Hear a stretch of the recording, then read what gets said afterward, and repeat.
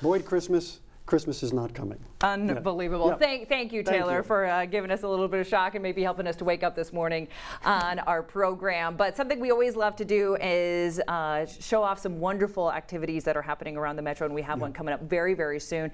And we are downright proud along the Stivers Ford Lincoln to salute the Gingerbread Run. Now, this is a 3rd annual, correct? So another great event we've talked about before on our program, and we have a couple of great guests here to talk about that. We have Diana Lang Baltimore, who is Executive Director of Iowans for Adoption. Thank you so much for being here. And also Rusty Johnson, who has a very special story to tell as well. But first, let's talk Gingerbread Run, because we think Gingerbread Run, we instantly think Christmas. And we're like, hang on, we're still getting ready through the other holidays. Or at least in the pastry realm of things. Right.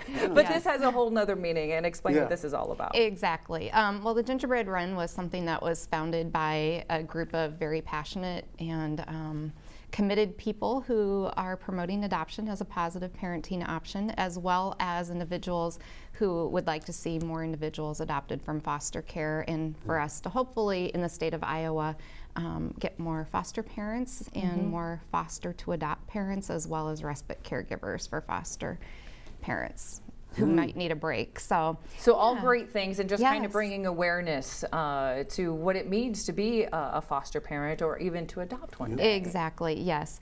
We are extraordinarily committed to basically educating Iowans, as well as anyone else across the nation, about the positive options of adoption.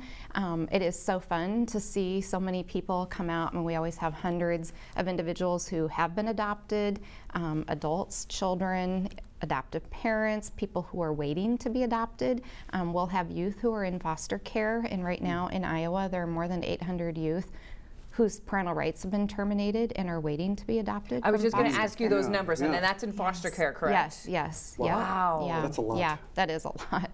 And then also we want to celebrate or honor birth parents who are, making that conscious, voluntary decision, that maybe they can't, or they're not ready to, or they're not able to parent at this point in time.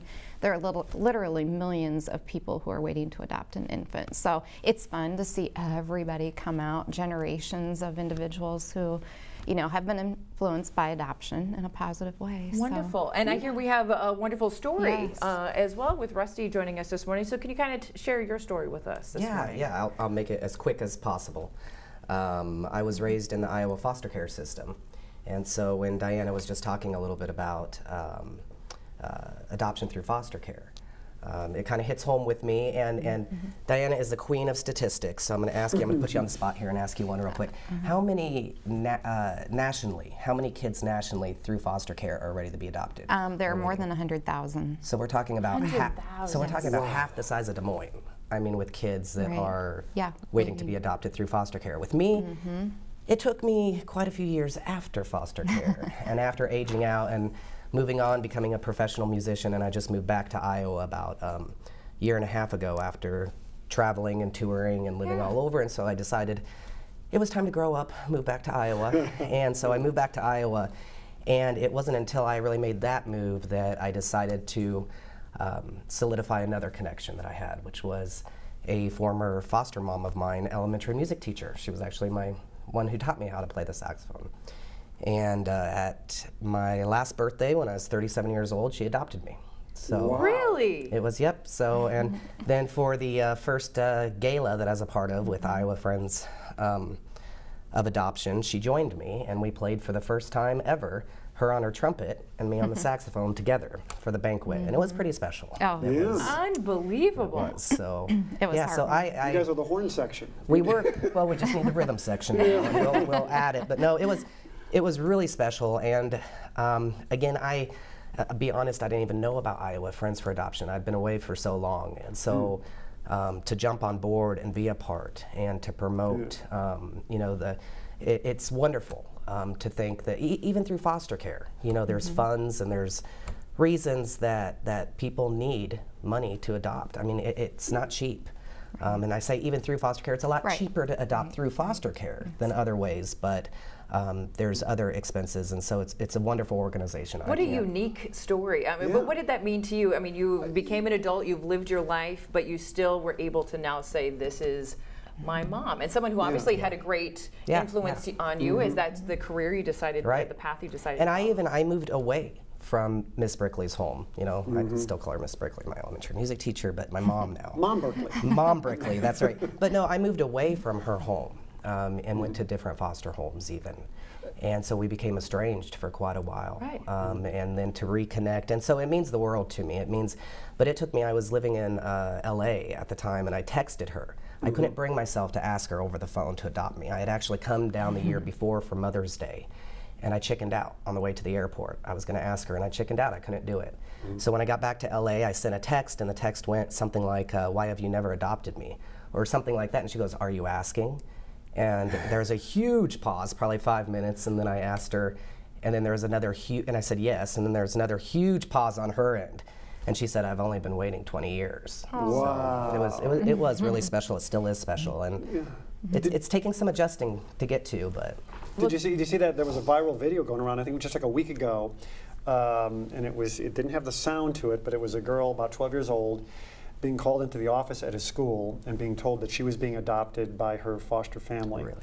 And even without sound, you're weeping by the end of this thing, because you can just see the excitement on this girl.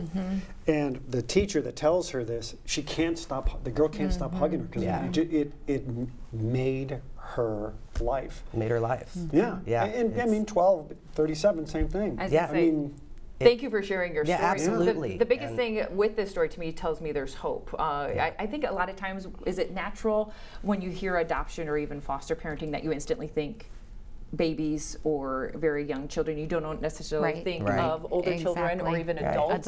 That's a necessity that we have. Yes, that is so very true. I'd say the bulk necessity, especially through foster care, that we need is actually, I think the average age is 8 or above. Wow. And so, you know, I'm not saying the average age is 37, but you know, it's you threw the average though. Right, and we have so many. If we threw yours out, the average age would be 6 months, right? Right. And that's something that's exciting, again, to go kind of back to the gingerbread run, is that I'm excited to just be involved in it, and one thing I don't do is run. I barely walk. I'm a saxophone player, so I like to sit and play. But there's so many things to do during the gingerbread run for everybody. Even my niece just yesterday was asking, Faith was asking me about if she could participate in the adult run. Oh, yeah. And absolutely. Yes, I mean, so there's activities, and it's so much fun. Basically, it's a great event to bring awareness to this topic, but we're going to throw a run in there, whether you want to run, walk, or just support. I'm with you. I don't run walk together. I don't run unless chased, so I'm completely the same way. It's so much like exercise. Right. So if people want to be a part of this, when and where is this happening? Yes, it is Saturday, November 4th, and we would like everybody to be out there by 10 a.m. The kids' gingerbread chase starts at the Ankeny DMAC building. Information can be obtained from our Facebook page, which is Gingerbread Run. Make sure they type in Iowa in case there's another one. But then they can also register at getmeregistered.com and then type in Ankeny for the keyword. So we have the kids' gingerbread chase. People can walk any distance. They can run. All right, and there's all the information for you right there, getmeregistered.com, as you saw there, in Gingerbread-Run on their Facebook page. That's happening in Ankeny at the DMAC campus, building 3W. All details are there. And can I make one more thing? I just realized I have not shared my story yet on our website.